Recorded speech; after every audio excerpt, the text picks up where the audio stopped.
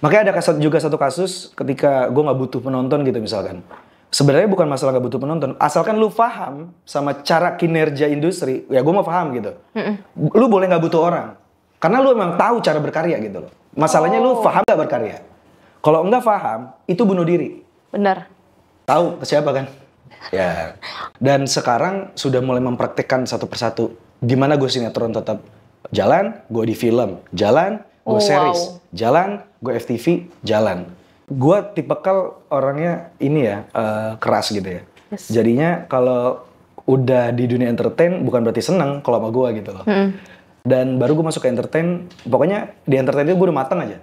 Makanya gue pas casting nggak bingung, gue pas apa-apa nggak bingung, sampai ngapainnya nggak bingung. Itu sampai casting, sampai akhirnya gue dibully sama orang-orang di Indonesia gitu ya. Itu gue kadang suka ketawa ya.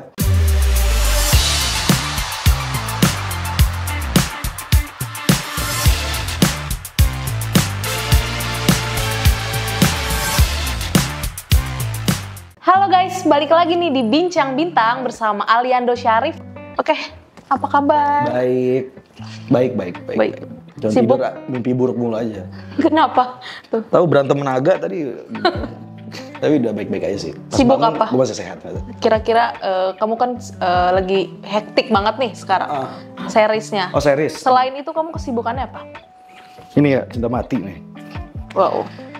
Jadi kesibukannya sekarang paling masih soal series dan per industrian inilah, paling itu aja. Ngontrol semua. Konten-konten? Enggak. Oh enggak. Promo-promo aja gitu. Bakat nonton kan. Wow. Nah ini kan udah masuk bulan kedua nih Ali, di tahun baru nih 2025. Gimana sih awal tahun 2025 ini buat kamu, ataukah ini sudah sesuai berjalannya goals Ali gitu? Gue baru mungkin ya, walaupun planning semuanya udah ada direncanakan, namun memulainya itu butuh proses gitu. Mungkin sekarang proses-proses itu yang sedang dijalani, walaupun belum ke peak point task yang memang harus dijalanin gitu sih. Berarti dari goals kamu 2024 ke 2025 banyak banget ya, kayak dari dunia hiburan dan pribadi yang belum tercapai gitu? Kalau tercapai, enggak sih, pelan-pelan tercapai. Karena apa yang gue mau kadang nggak aneh-aneh. Apa tuh? Boleh nggak? Nah makanya sesuai kemampuan gitu loh kadang. Kalau misalkan punya impian, kalau misalkan gue hari ini pengen bahagia gitu ya udah cukup, hari ini harus bahagia cukup gitu loh. Simple aja ya? Yes. Yang paling bikin Ali bahagia tuh sesimpel apa? Misalkan contohnya kayak makan enak, atau gue hari ini dapat istirahat banyak gitu.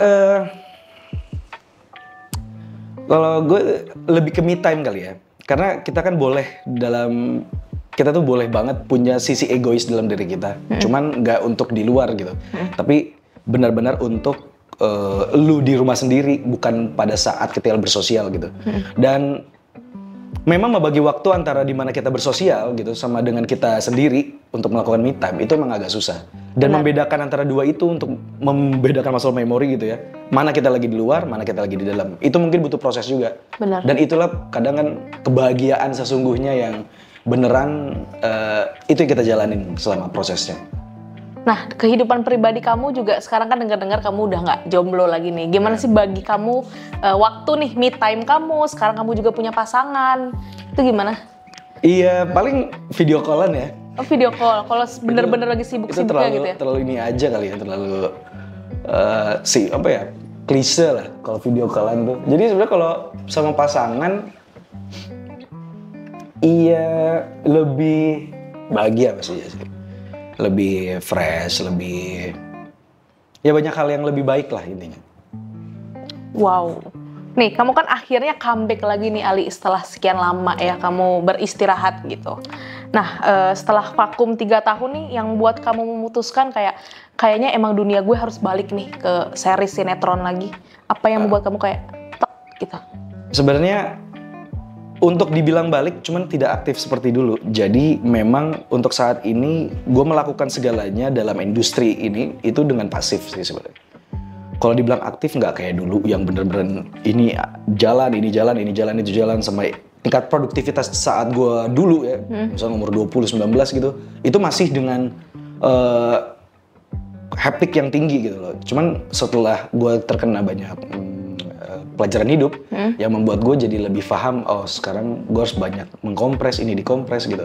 Dan dalam saat gue menjalani compressing dalam kehidupan itu kayak butuh yang dinamakan passive life gitu loh. Jadinya ya kita pasif dulu aja gitu, maksudnya ya udah nanti pelan-pelan aktif lagi. Jadi nggak dulu tuh lu pengen banget menggebu-gebu lah gue ngambil project ini, sekarang lebih ke... Dulu bukan project apa-apa ambil sih, lebih tepatnya gue kan juga bukan ini ya, gue produksi juga gitu, jadinya gue nggak apa-apa butuh orang gitu. Jadi gue kadang bisa membuat itu, membuild itu gue sendiri ya, itu produktivitas yang gue lakukan juga gitu. Jadi di sana ambil, di sini kerja, di sini ambil, di sini kerja. Ya paling itu yang paling sering dulu gue lakukan sih. Sekarang kayak nggak ada gitu. Nih setelah lo vakum nih Ali, ada nggak sih perubahan di diri lo gitu? Dari lo dulu main sinetron, terus sempet vakum, terus sekarang main lagi gitu. Ngerasain perbedaan banget nggak? Gue itu main FTV, sinetron, film, banyak jenis-jenis project lainnya, short films dan lain-lain gitu yang gue jalanin. Kalau perbedaan dari antara itu semua, memang dibilang beda ya, memang punya unsur yang berbeda. Dari FTV, jenis FTV itu FTV dan sinetron, sinema elektronik, films gitu. Terus tema-tema filmnya apa, tema-tema sinetronnya apa, tema dari FTV-nya apa, yang harus kita adjust gitu ya satu persatu. Dan pengalaman demi pengalaman gitu ya, perlahan ya dari sinetron, dari FTV. Sebenarnya ketiga hal ini dari sebelum peak point di 2014 saat itu udah gue jalanin gitu. Walaupun saat itu memang secara pembelajaran gitu. Dan sekarang sudah mulai mempraktekkan satu persatu. Gimana gue sinetron tetap jalan, gue di film jalan, gue series jalan, gue FTV jalan. Jadinya tetap memberikan yang terbaik lah intinya untuk apa yang bisa ditonton orang-orang. Wow. Berarti sampai sekarang masih eksis ya Ali Indosyarif. Ya. Oke, nah kamu kan mulai karir nih dibilang cukup muda ya terjun ke dunia entertain gitu. Nah kamu melihat perkembangan diri kamu dulu kecil sampai sekarang kamu jadi aktor, itu gimana sih? Jadi sebenarnya gue lahir dari keluarga yang seniman juga sebenarnya. Kakek nenek gue dulu salah satu, ya pokoknya rata-rata semuanya dari IKJ lah. Dan kakek gue sutradara, nenek gue penyanyi dan aktor gitu. Ibu gue juga salah satu aktris gitu. Tapi bokap tuh ke bisnis gitu, almarhum. Dan gue waktu itu kan karena divorce gitu ya, jadi gue ikut ibu dan di situ gue berkembang dan tadinya tuh gue jadi pemain bola gitu. Dari sana mungkin titik seni gue lebih muncul, walaupun sebenarnya agak beda karena sebenarnya gue mendalami dua bidang antara audio dan visual. Jadi bukan cuma visual aja seperti acting gitu ya, cuman audio gue pun pelajarin gitu. Jadi ketika dua hal ini gue pelajarin dari gue SMP gitu ya, jadinya kenapa enggak gue menjadi aktor, karena sama aja, cuman bedanya ini front lead gitu. Akhirnya gue pelajarin, ya udah dari sana gue berkembang sendirian. Nah dari yang tadi lo bilang juga lo sebelumnya pemain bola, lo kira-kira nyaman gak sih, lebih nyaman pemain bola atau kayaknya gue entertain deh gitu? Jadi kalau misalkan tahu, mungkin kalau di guru SD gue semua taunya itu gue pemain bola. Oh gitu? Sampai sekarang tuh gue taunya pemain bola, karena gue pernah ngebawa sekolah gue juara sebekasi, juara 2 saat itu. Dan gue pernah masuk sekolah bola juga kan, waktu itu gue pernah masuk Persipasi dulu. Dan sempat lawan Persib waktu Danan Cup gitu kan. Dan walaupun 0-0 gitu, ya tetap membekas lah gitu. Walaupun udah berhenti dari SD gitu. Jadi hobi aja gitu sekarang. Ya, dulu mau ketemu bola. Ini dulu siapa tuh? Danan Cup kan harusnya ketemu Zinedine Zidane tuh. Nah, gue salah satu pesertanya tuh. Gitu. Keren banget. Danan Cup. Klub favorit Ali tuh apa sih bola? Bola. Ini terlalu subjektif sih. Ini fansnya nggak akan marah kok, tenang aja. Arsenal lah. Arsenal. Yes. Kira-kira kamu apa sih yang buat kamu suka Arsenal? Apakah dulu kan dia ada sekolah bola ya di Jakarta ya, dan Fabregas sering ke sana gitu kan. Itu yang buat kamu suka atau? Oh enggak, karena gue kan dari dulu juga yang mainnya. Memang Fabregas bagus sebenarnya. Gue suka karena pemainnya pemikir gitu ya. Mereka tuh main nggak asal main gitu. Salah satu sih. Wow, nice. Nah, balik lagi nih kita ke karakter. Dari semua karakter Ali ini atau peran yang pernah lo mainin nih, ada nggak sih yang paling menantang banget sehingga lo tuh risetnya lama, kayak gue harus belajar nih sebulan, 2 bulan, 3 bulan gitu, ada nggak? Sebenarnya kalau untuk film itu risetnya, kalau gue untuk film paling lama. Film aja. Bener-bener. Untuk film aja tuh gue lebih lama. Kalau sinetron FTV kayaknya gue nggak akan riset sedalam itu. Cuman kalau lagi iseng pengen ngedalemin gitu bisa. Cuman kan kita sebagai pemain gitu ya, eksekusi dan director kan beda. Pemain dengan director beda. Karena apa yang kita harapkan juga nggak sesuai sama yang director inginkan. Jadi itu kita harus adjust. Seenggaknya baca dulu, terus punya desain gitu ya, daleminnya gimana, seenggaknya apa yang di mau sutradara tetap dijalanin. Dan kalau di film, ya itu kadang gue lebih in-depth dibanding project lainnya. Tapi series Cinta Mati, itu gue baca 3 kali 10 episode. Wow. 3 kali. Dan gue ngeriset cara manipulasinya, gue ngeriset motif-motifnya gitu ya. Gue ngeriset apa yang si Bara ini lakukan gitu. Jadinya lebih lama di Cinta Mati karena motif terselubungnya lebih banyak. Dan kenapa harus, ada yang bilang mukanya kurang cocok karena nggak sangar gitu. Itu terlalu naif menurut gue. Benar. Karena sesungguhnya psikopat justru ada nama teknik namanya superficial charming. Itu dilakukan oleh para manipulator dan psikopat. Itu yang disebut superficial charming, itu wajah yang imut, cuman itu yang membunuh. Jadi buat nyaman Dan dulu. Pak Daniel, ya Pak Daniel pernah ngomong bahwa ini adalah beauty killer gitu. Oke, menurut pandangan lo nih, Li, kalau lo memerankan suatu peran dan itu remake atau misalkan lo meranin orang lain gitu, lo akan riset lebih jauh dulu atau nggak, gua udah sama director aja? Gitu? Meriset biopic atau film-film nyata itu lebih sulit, lebih mudah dibanding fiksi. Oh gitu. Karena biopic semuanya ada, semuanya tersedia. Fiksi nggak tersedia, lo mau nyari apa di sana? Kosong. Mau nggak mau harus bikin sendiri dan itu harus logis gitu loh. Cuman kalau gue, misalkan waktu itu gue riset, gue pernah warkop saat itu, gue riset almarhum Mas Dono. Itu yang gue riset itu bukan Mas Dononya, tapi apa yang ingin Mas Dono inginkan di warkop saat itu. Nah begitupun juga di Cinta Mati, apa yang Bara ini inginkan. Kalau Mas Dono saat warkop semuanya tersedia gitu loh. Iya. Cuman kalau misalkan karakternya ada gitu. Cuman kalau fiksi ini nggak ada. Lu mau nyari kemana orang kayak gini? Akhirnya kita harus nyari referensi satu persatu gitu. Itu lebih sulit dibanding biopic sih. Lo sampai belajar sama misalkan psikiater kah langsung, atau lo benar-benar berguru sama? Karena tema hidup gue tentang brainwashing ya. Jadi gue nggak ke arah psikolog sih. Jadi sebenarnya tema hidup gue misalkan saat berkarya apapun, sebenarnya gue brainwashing banget orangnya gitu. Maksudnya temanya ke arah compliance gitu ya.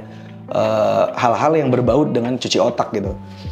Jadi gue mendalami dengan apa ya, sifat-sifat manusia yang menurut gue bisa menjadi potensi bisa dimanipulator atau menjadi orang yang manipulator gitu. Jadinya untuk psikolog sebenarnya penting, cuma di genre gue satu sih sebenarnya sama aja. Jadi ya gue tetap dengan diri gue sendiri merisetnya semua. Karena sama aja sih sebenarnya. Dan setelah gue baca, ini semua memang jahat. Sejahat-jahatnya manusia si Bara ini. Benar.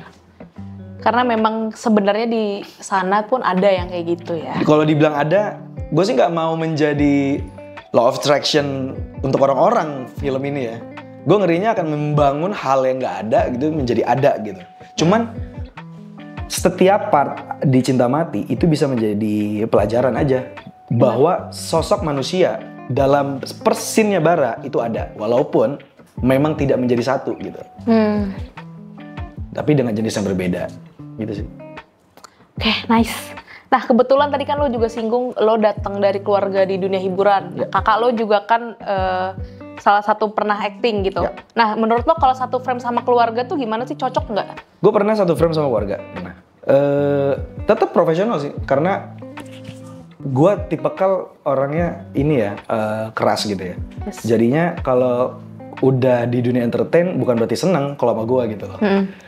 Itu salah besar kalau orang juga mikir gitu. Ketika ada orang terdekat, itu dekat sama gue, justru di situ kita harus kerja.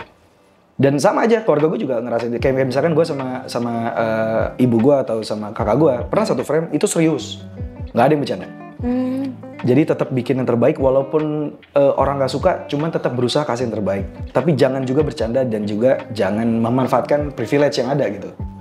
Cuman tetap berusaha, tetap yang menjadi yang diinginkan gitu loh, tapi dari nol gitu.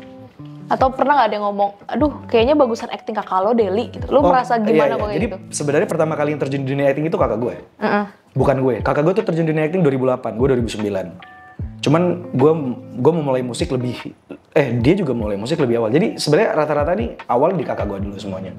Kakak gue tuh, jadi gue ngasistenin kakak gue waktu dulu, 2008 lah itu. Si kecil juga gue, SD. Habis itu ketika gue memantau kakak gue nontonin syuting gitu. Ibu gue juga lagi syuting, gue pantau, gue tonton gitu. Jadi otodidak semuanya gue pelajarin karena kemauan sendiri aja gitu. Habis itu gue nggak ngasistenin lagi, gue mulai ke musik. Habis ke musik itu gue juga karena kakak gue waktu itu disuruh pindah aliran sama gurunya untuk, karena tadi kakak gue menjadi drummer gitu tapi menjadi basis. Akhirnya gue mengambil take over ahli profesinya dia menjadi drummer gitu saat itu. Akhirnya gue di bidang musik gitu. Dan di situ baru mulai berkembang lagi antara audio dan visual gitu loh. Jadi film berjalan, malah gue lebih ke film duluan. Jadi film duluan, tapi audio juga menyeimbangkan gitu. Jadi sama-sama berjalan sampai gue SMP SMA gitu. Dan baru gue masuk ke entertain. Pokoknya di entertain itu gue udah mateng aja. Makanya gue pas casting nggak bingung, gue pas apa-apa nggak bingung, sampai ngapainnya nggak bingung. Itu sampai casting, sampai akhirnya gue dibully sama orang-orang di Indonesia gitu ya. Itu gue kadang suka ketawa ya. Apalagi PH-PH ya, mau PH ini, mau PH di mana gitu. Gue kadang suka ketawa dengan sifat yang kadang naifan mereka atau semua orang yang ada di sini gitu, memandang bahwa gue ini underrated gitu loh. Malah gue kadang disitulah titik toleransi gue terhadap masyarakat Indonesia gitu. Oke, Ali, lo tuh kan penghargaan udah cukup banyak gini. Lo sekarang ngincer penghargaan lagi nggak sih, atau ya gue jalan aja sebagai aktor? Jadi gini, jadi penghargaan menurut gue penghargaan ya, gue ada beberapa penghargaan. Jadi cuman penghargaan yang paling menurut gue bagus adalah, jadi dulu gue sempat ada satu scene, jadi penonton gue ini cowok cewek ya, suami istri, saat itu umur gue 17 bang. Suami istri ini mau cerai. Saat mau cerai dia nonton scene gue saat itu, akhirnya gak jadi cerai. Itu penghargaan. Oh, buat lo itu suatu, itu appreciate, itu namanya bermanfaat jadi orang. Jadi piala itu kalau lo nggak bermanfaat nggak penting, sertifikat lo itu nggak penting kalau lo nggak jadi orang yang bermanfaat. Cuman ketika lo lebih paham dan lo tahu, semua akan lebih bermanfaat gitu buat orang. Mendingan lu lulusan SMA, mendingan lu lulusan apa gitu. Cuma lu bermanfaat buat orang dibanding piala, itu nggak penting menurut gue. Yang berdampak sama kehidupan orang gitu. Wow, nice. Oke, nih, yang bikin Ali nih sampai sekarang masih semangat dalam dunia hiburan setelah sekian lama berkarir tuh apa? Survive gitu. Survive sih. Dan lu nggak egois aja sama diri sendiri. Lu tahu lu akan punya keturunan sih gitu. Benar. Ya. Dan lo tadi yang lo bilang kayak ya udah gue nggak usah dengerin aja apa, ya ini diri gue gitu. Karena menjadi apa adanya juga kadang salah orang nih. Menjadi apa adanya tuh harus paham dulu, nggak bisa lo tiba-tiba main apa adanya gitu. Itu juga blunder menurut gue. Makanya ada juga satu kasus ketika gue nggak butuh penonton gitu misalkan. Sebenarnya bukan masalah nggak butuh penonton, asalkan lu paham sama cara kinerja industri, ya gue mau paham gitu. Lu boleh nggak butuh orang. Karena lu emang tahu cara berkarya gitu loh. Masalahnya lu paham gak berkarya? Kalau enggak paham, itu bunuh diri. Benar. Kalau kayak gue sendirian. Gue kan dari dulu di audiovisual sebelum gue di Peak Point waktu 2014. Ya gue ada yang mau dengerin gak dengerin, ya penting gue tetap bekerja. Dan itu emang bisa didengerin. Dan bukan berarti gue kesel gitu sama orang. Enggak juga gitu. Ya sampai sekarang mau gue ada yang nonton gak nonton, ya nggak apa-apa, itu hak mereka. Cuman yang pasti standar gue udah standar industri gitu. Next. Tahu ke siapa kan? Ya. Singgung dikit deh, apa tanggapan lo orang dia ngomong kayak gue nggak butuh penonton, yang ya seperti lo tahu lah. Iya gini. Sebenarnya ini adalah kenaifan, ini namanya disfungsional sosial. Masalah butuh penonton tuh sebenarnya gini artinya. Sama halnya lu berbisnis, nggak mungkin yang bikin tahu jeletot itu satu orang maksud gue. Benar. Yang bikin tahu jeletot tuh banyak. Tim di belakangnya pun bekerja banyak banget. Banyak banget. Terserah orang mau milih yang mana. Pola pikir yang sudah banyak orang lakukan yang setelah gue tonton reviewnya, ini menjerumus ke manipulasi. Ini jebakan sosial guilt tripnya tinggi terhadap satu orang. Dibilang salah, dia salah. Dibilang lu salah, tapi ketika lu tahu itu salah, itu juga salah. Ini cuman purely blunder aja gitu loh. Yang dia maksud ini cuman salah. Cuman dibilang dia salah ya salah.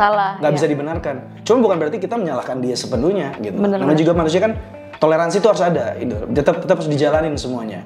Akan menjadi pelajaran buat kedua belah pihak antara duanya. Karena yang gue kaget ketika netizen berbicara bahwa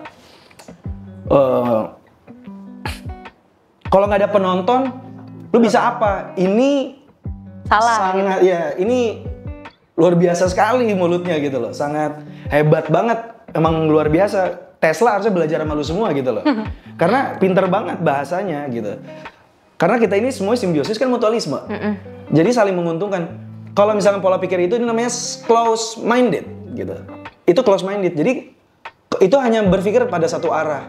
Kalau misalnya kita harus tahu, semua juga yang dagang tahu gejrot banyak. Lu kan mau pilih yang mana aja. Bukan berarti dia ngomong nggak peduli. Kalau nggak ada kita, lu mau makan apa? Lu juga nggak ada mereka bisa makan apa kan gitu. Benar-benar. Iya kalau misalkan nggak ada tukang minum, lu mau minum apa? Nggak ada yang jual. Sebegitupun juga yang jual minum. Kalau nggak ada yang minum, lu bisa ya tetap bisa minum. Jadi semuanya tentang pembelajaran. Tentang pembelajaran, ya. Menurut gua ya tetap seenggaknya. Gua nggak sih sebenarnya melihat keadaan kemarin tetap baik-baik aja, cuman luar biasa, cuman nggak bisa dibenarkan. Tapi kita juga nggak bisa mengatur netizen mau seperti apa. Enggak bisa aja sih. Kita influencer gitu. Oh, gitu. Kita semua kerja di media tuh influence menurut gua. Bisa untuk tapi seenggaknya be a good influence. Nggak bisa langsung menyatakan gua influencer. Ya itu butuh proses menurut gua. Cuman kalau untuk sekarang ini dibilang salah dibilang benar ya, lu benar juga. Cuma yang gue lihat perspektif lainnya nih, kalian semua ya pada saling ya peduli satu sama lain. Benar. Karena kalian semua kritis, kalian semua yang terbaik gitu loh untuk negara ini. Itu angle barunya gitu. Ya tetap luar biasa sih menurut gue. Dari apa yang terjadi kemarin misalkan. Oke, kita next ke promo. Sebelumnya congrats Ali WTV Original Cinta Mati trending nomor 1. Thank you. Nah, boleh dong ceritain tentang apa sih Cinta Mati dan siapa aja kira-kira yang berperan di sana? Jadi Cinta Mati series thriller psikologi yang diperankan oleh Aisyah Akila, saya Alindo Syarif dan juga Jeremy Thomas, Pak Jeremy Thomas, lalu ada Rizal Skorniki Georgette gitu. Karakter Ali nih di film ini ada, lo ngerasain kesulitan gak sih? Secara kan lo karakternya wow banget ya di situ. Oke. Jadi banyak hampir sesat pikir yang gue alamin juga, benar juga gue bilang. Muka gue nggak serem gitu loh. Terus gue harus jadi psikopat. Cuman akhirnya gue sempat beberapa kali reading tuh yang gue sulit tuh masalah looks. Tapi lama-lama gue pikir gitu ya. Ted Bundy itu dengan wajah cakepnya. Ted Bundy memanipulasi wanitanya dengan wajah cakepnya gitu loh. Dan nggak serem gitu loh wajah mereka itu.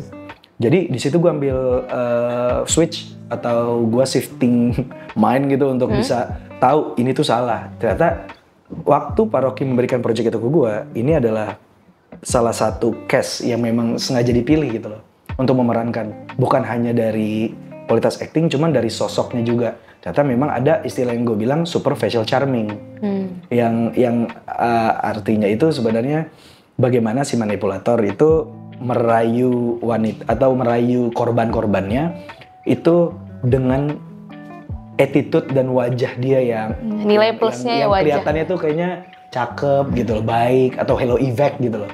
Kayaknya tuh oke gitu loh. Kayaknya nggak bahaya nih orang. Justru itu yang dilakukan saat manipulator gitu. Wow, bener. Jadi itu yang gue mainin di Cinta Mati. Kesulitannya sih itu sih salah satunya. Kesulitan mencari kebenaran di Cinta Mati gitu. Ya karena gue takutnya bener juga ya, gue gak serem. Tapi serem juga salah menurut gue. Ternyata memang harusnya gak serem. Atau memang harus diseremin gitu. Kalau dibilang dia sosok yang pintar, sangat pintar. Cuman ingat, manipulator itu pintar cuman bodoh gitu. Jadi itu agak susah sih nyarinya gitu. Nah, bisa dibilang lo kan nih meranin pertama kali nih sosok kayak gitu. Lo ada sosok inspirasi nggak sih kayak tadi lo lihat Ted Bundy atau lihat yang lain? Ada nggak aktor atau misalkan? Jadi sebenarnya gue inspirasi Ted Bundy itu gue tahu udah lama sebelum gue nerima Cinta Mati. Yes, memang gitu. dia udah terkenal banget ya. Terkenal kan 70 gitu kan. Bener. Maksudnya banyak kasus-kasus, dan gue tuh salah satu karena tema gue brainwashing, gue tuh suka banget dengan kasus-kasus kriminal yang berbau dengan hipnotis, brainwashing, manipulasi gitu. Itu udah dari dulu gitu. Gue suka banget dengan hal-hal kayak gitu. Dan ketika menganalisa bara gitu ya, jadi referensi apa yang udah di bank otak gue itu udah kekumpul gitu loh. Jadi gue tinggal pilih apa yang harus gue lakukan di sini. Cuman dulu kan gue sebagai penonton, sekarang lo meranin, mainin gitu. Nah ini tantangan terbarunya bagaimana teknis semuanya tuh keluar gitu loh. Bagaimana tremolo yang dikeluarkan bara gitu, menjadikan karakter bara yang lebih bengis dan menjadi lebih sangar lah gitu. Nah ini kan bisa dibilang serial remaja nih. Ya. Yang bikin serial Cinta Mati ini spesial tuh apa? Sebenarnya kalau dibilang remaja NBO sih. Bimbingan orang tua. Bener. Karena sebenarnya selain hanya untuk anak muda, sebenarnya kan itu kan gue baca 3 kali. Ini sebenarnya kental banget sama keluarga. Karena di sini adalah mimpi buruknya seorang ayah gitu. Benar. Dan gue yang memerankan yang jahat nih gitu. Kayak seorang bapak, anaknya punya anak. Di sini antara gue dan Pak Jeremy Thomas itu segitiga Alea, Jeremy Thomas dan gue, ini sangat penting banget bagian-bagian ini ditonton karena ya relate sama kehidupan memang. Kalau misalkan nih lo nanti punya anak cewek digituin, lo bakal melakukan. Itu makanya setiap film kadang punya pembelajaran. Oh gitu. Setiap film punya observasi baru kan. Di setiap film atau setiap kehidupan gitu. Benar. Dan apa yang terjadi misalkan kalau gue punya anak cewek, karena gue kan punya ya pola asuh sendiri gitu nantinya gitu. Dan apa yang terjadi sama Alea ya benar, gue sangat setuju banget. Ini mimpi buruk seorang ayah banget gitu. Apalagi gue kadang mau mainin karakternya juga ya gimana ya, tega nggak tega gitu. Tapi ya udah gue jalanin, tetap dilakukan gitu loh. Tapi semakin kayak gitu, kalau semakin lo dibenci orang ya berarti acting lo semakin ya, berhasil. Iya, semakin dibenci. Gitu. Dan sebenarnya dari dulu juga gue kan memang spesialis antagonis. Cuman orang taunya gue pasti protagonis cuman karena gue waktu jadi di serial gue yang dulu itu kan gue antagonis sebenarnya, GGS lah udah. Jadi gue antagonis, cuman jatuh cinta aja sama cewek gitu. Sebenarnya gue di serial itu gue antagonis. Sama kalau misalkan Bara gitu ya, Bara juga antagonis, cuman jatuh cinta sama anak cewek, kelihatannya cute terus gitu loh. Cuman di sini perkembangan evolusi acting dari gua, di mana apa yang cenderamata mata orang lihat bahwa yang sweet itu adalah yang membunuh, sweet killer. Gitu. Wow. Pengalaman Ali nih, lo kan disutradari sama Daniel Rifki nih, yang bisa dibilang dia tuh filmnya drama semua. Gimana sih mendirectnya dia? Kalau gua itu tipikal dari Cinta Mati ya. Gua tuh tipikal aktor yang komunikatif dengan Asrada, sutradara, dan juga pemain. Dan juga kru gitu. Ya tapi yang paling penting Asradanya, sutradara, pemain gitu. Dan di sana komunikasi antara kolektif gitu ya. Kolektif bekerjanya antara gua, Pak Daniel dan Asradanya cukup luar biasa. Pak Daniel juga apalagi cukup sangat membantu ya. Sangat amat psikologis banget orangnya.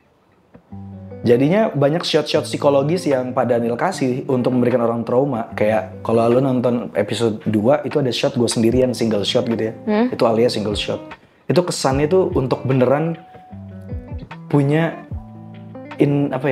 insinuasi dari gambar gitu loh. Bener bagaimana gambar itu juga dapat memberikan storytelling manipulasi gitu. Itu luar biasa sih saat Cinta Mati itu. Pak Daniel Rifki. Wow. Nah, aku mau tanya sedikit nih, singgung sedikit. Lo kan adegannya sama Aisyah kan ada yang 18 plus lah. Itu lo ada masalah nggak sih selama syuting atau ada kira-kira kayaknya gue nggak bisa nih ngambil kayak gini gitu? Di Project Hitmaker gue udah 3 kali, 3 Project Hitmaker. Jadi sebenarnya pernah juga beradegan plus-plus juga, cuma di judul yang berbeda. Itu sih awal yang di sana memang nggak ada rules apapun dan memang agak riskan gitu. Cuma tetap dijalanin. Untuk yang Cinta Mati, adegan plus-plusnya ini beneran dipantau.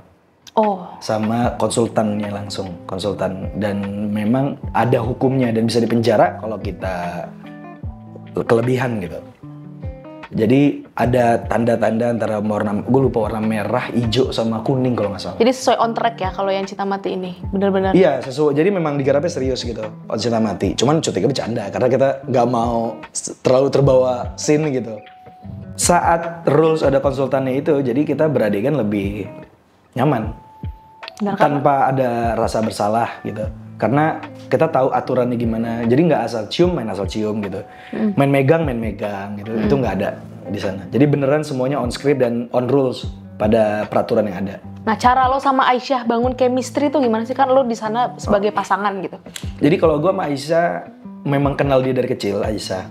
Jadinya pernah main bareng. Cuman memang kita nggak intens saat main bareng itu. Cuman di sini judul pertama yang beneran kita berdua yang main. Jadi di series ini adalah judul yang gue lihat perkembangan Aisyahnya juga lebih baik dibanding dulu gitu. Benar, Yang karena membuat karakter yang karakternya dapat juga. Karena Aisyah ini kan nggak sepolos Alea gitu loh. Dan dia menurut gue menciptakan karakter Alea dengan sangat nyata dan bagus gitu. Aisyah. Real ya. Real. Aisyah. Nah, scene yang paling memorable menurut lo tapi pas nonton tuh penonton tercengang banget tuh ada nggak? Apa ya? Yang rame sih gue nggak tahu, cuman big scene yang menurut gue bagus. Sebenarnya semua scene tuh kan punya part ya, nggak ada namanya loophole di situ. Karena udah pasti semuanya punya kesan eksposisi untuk ke depan, untuk memberikan planting ke depan. Jadi sebenarnya di setiap scene-nya itu yang bagusnya kemarin Cinta Mati itu kita emphasizing banget di setiap scene-nya gitu.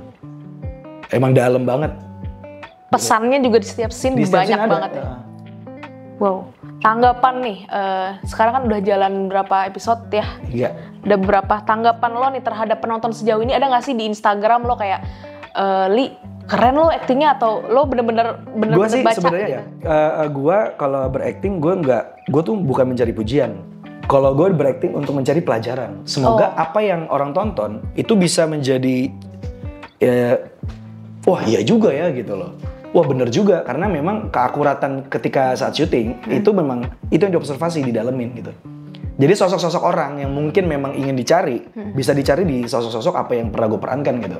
Karena memang gue tujuan di film ya ke arah sana, bukan kayak keren nih aktingnya gitu-gitu. Thank you, itu mah bonus. Cuman arah gue tetap bagaimana kita berorasi aja tapi lewat film gitu.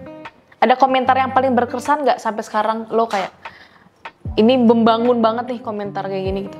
Yang paling lo inget? Yang gue suka tuh kebanyakan, ya sebenarnya komen yang paling gue suka tuh malah yang kesel sama Bara, itu gue suka. Terus tiba-tiba inilah contoh cowok, nah gitu-gitu. Itu gue suka sebenarnya komen-komen gitu. Ini adalah, no lihat pergaulan anak zaman sekarang gini. Gue malah suka. Jadinya di situ, jadi ada, gue paling suka film yang dibawa komen itu argumen. Itu pinter gitu loh. Dibanding lo, aktornya jelek itu. Itu komen gak penting gitu loh. Cuman kalau isi komennya argumen itu lebih cerdas menurut gue. Dia berarti lebih memahami cerita ya kalau misalkan berargumen gitu. Dan ini adalah film yang penting gitu. Dan ini memang harus disebarluaskan gitu. Apalagi maksudnya ini film yang bukan hanya untuk gaya-gayaan. Di sini kita memang memberikan contoh gitu, reka adegan ulang bagaimana seorang manipulator itu bekerja gitu sih. Jadi kalau misalkan contoh komennya kayak argumen dan bisa, gue tuh seneng banget kalau sampai nanti adanya penonton itu sebenarnya menganalisa karakter Bara terus ditulis tuh di kolom komentar. Nih karakter Bara tuh kayak gini. Habis itu dan mereka semua akhirnya mempelajari apa yang Bara lakukan gitu loh. Karena memang dan apa yang terjadi di Alea dan papanya, apa yang Alea terjadi sama Bara, apa yang Bara lakukan, itu semua full of knowledge. Jadi puas lah aktor aktris kalau misalkan di komen seperti itu gitu ya. Kalau iya kan nggak ada tapi kan. Cuman gue suka aja kalau ada argumen-argumen menjadi kayak ya sama aja kayak demo gitu loh kita. Kayak demo cuman lewat film gitu sih. Wow, pesan nih yang bisa lo sampaikan dari WTV original Cinta Mati itu apa? Banyakin seri-series kayak gini sih. Banyakin. Nah. Untuk netizen mungkin yang setelah nonton, mungkin ada belum ada netizen yang belum mulai nonton nih, lo punya pesan apa? Untuk semua yang sayang sama orang tua dan sayang sama pacarnya dan sayang sama semua orang, nonton Cinta Mati karena contoh dari cinta yang dikhianati semua ada di sana. Dan bagaimana kisah kehidupan sesungguhnya yang tidak seharmonis itu semua ada di sana. Mimpi-mimpi buruk. Jadi kita kadang nggak bisa melihat segalanya itu memang dari satu sudut pandang yang baik. Cuma kita harus tahu juga kadang hal-hal buruk yang akan terjadi ke depannya itu ada di Cinta Mati. Oke, terakhir nih, kita ada segmen Disordered. Jadi gue akan nanya 2 pertanyaan, cepet dan lo boleh langsung jawab ya. Yang pertama, drummer atau acting? Audiovisual lah, kan satu itu. Jadi dua-duanya ya.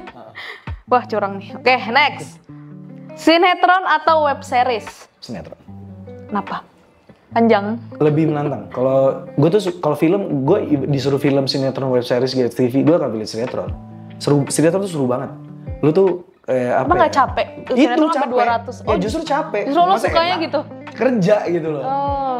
Kalau film kan nyantai gini, fasilitas. Web series, santai, fasilitas. Sinetron, budak lo di situ. Kerja hari ini, gini. Kerja, fighting, acting, cabut lagi ke sana, tim 1, tim 2. Besok lagi. Oh, justru lo suka yang kayak gitu? Iya bisa, suka kayak gitu. Menantang gitu loh. Karena kalau ya maksudnya kalau suka, yang lain semuanya suka. Cuman kalau disuruh pilih sinetron. Wow. Seru. Oke. Kan gini, maksudnya sinetron itu kenapa gue suka tuh karena itu tuh kan kita melakukan semuanya kan MC kuadrat atau formal ya. Ada master cover gitu. Bagaimana cuman dengan hal ini kita tetap bisa membuat itu menjadi bagus. Itu tantangan banget. Gitu loh. Cuman kalau film kan sudah pasti semuanya bagus. Dikemasnya bagus. Tapi bagaimana hal yang monoton gitu tapi tetap bisa dibikin bagus. Itu Sinetron. Gitu. Itu tantangan banget. Oke. Next, Ali, toksik tapi langgeng atau aman tapi ganti-ganti pasangan? Itu toxic dua-duanya. Toksik tapi langgeng atau aman tapi iya sih benar. Iya. Jadi nggak ada yang lo pilih nih. Nggak ada. Oke. Next, pasangan posesif atau pasangan obsesif? Obsesif nggak pinter. Kalau posesif tuh pinter, masih peduli, masih ada biasanya tuh peduli. Kalau Obsesif tuh bodoh, naif, tutup mata, intinya suka doang, nafsu. Kalau posesif dia ada Pinter, masih pinter. Iya. Kamu ntar gini. Posesif kan nggak semuanya negatif. Nggak negatif sih. Ada beberapa yang kayak Judulnya posesif. misalkan nih, kalau menurut lo nih, cewek nggak boleh pulang malam lewat jam 12 itu posesif atau emang itu aturan? Ya enggak lah, pulang lah. Nggak boleh malam-malam. Oh gitu. Iya, Itu berarti- kecuali kalau lu udah gede nggak apa-apa. Cuman kalau masih SMP, SMA pulang nggak ada. Iya benar. Iya. Oke, next. Skrip penuh dialog atau lebih banyak ekspresi tanpa kata-kata? Oh, dialog lah. Gue suka banget dialog panjang. Oh, Dialog lu, panjang. lu suka reading banget ya orangnya? Iya, gue suka baca. Oh, wow. Oke, thank you Ali udah main-main ke Tablet Bintang. Sama-sama balik lagi ke Tablet Bintang setelah lama. Lama banget ya, terakhir? Banget. 2021 sama 2017. Itu masih kantor lama tapi. Sekarang kita udah kesini. Sekarang udah kesini. Oke, boleh Ali promosiin Cinta Mati? Oke, halo semuanya, saya Nuri Syarif. Jangan lupa untuk saksikan WeTV original Cinta Mati hanya di WeTV. Oke, thank you Ali udah main-main ke Tablet Bintang. Jangan lupa nonton seriesnya WeTV original Cinta Mati. Coba beli majalah tablet. Beli majalah Tablet Bintang. Di sosial medianya juga ada. Kita sudah ke sosial media. Dan jangan lupa like, comment, and subscribe. Dadah!